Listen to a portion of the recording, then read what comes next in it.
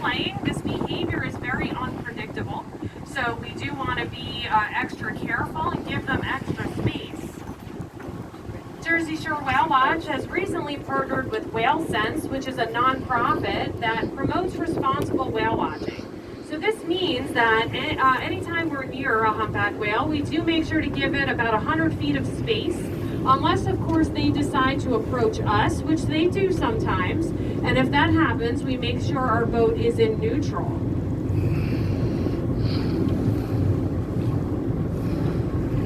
Now, humpback whales are migratory. They're mainly here between April and December.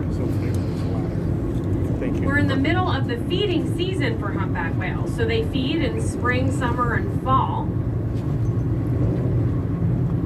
They can be found all over the world, but in the North Atlantic, there are 5 main feeding grounds for these guys. They feed in the Gulf of Maine, Canada, Greenland, Iceland, and Norway. And whales from all 5 of these feeding areas make an extensive migration south to the breeding grounds at the end of the feeding season. So typically migration starts in November. Now the whales from our side of the North Atlantic mainly migrate to the Caribbean breeding ground, although there is another one off the coast of Africa.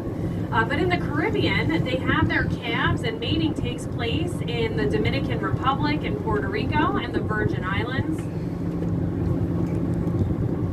The breeding season lasts from about January through March. And at the end of that breeding season, the young humpback whales migrate all the way back up north alongside their mother.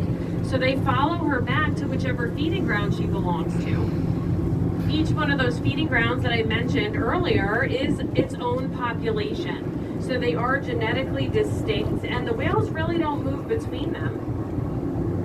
The adult whales will return to the same one over and over again year after year, and typically their calves also return to the same feeding ground. But what we're finding is that more and more young humpback whales are coming to the New York and New Jersey area to feed.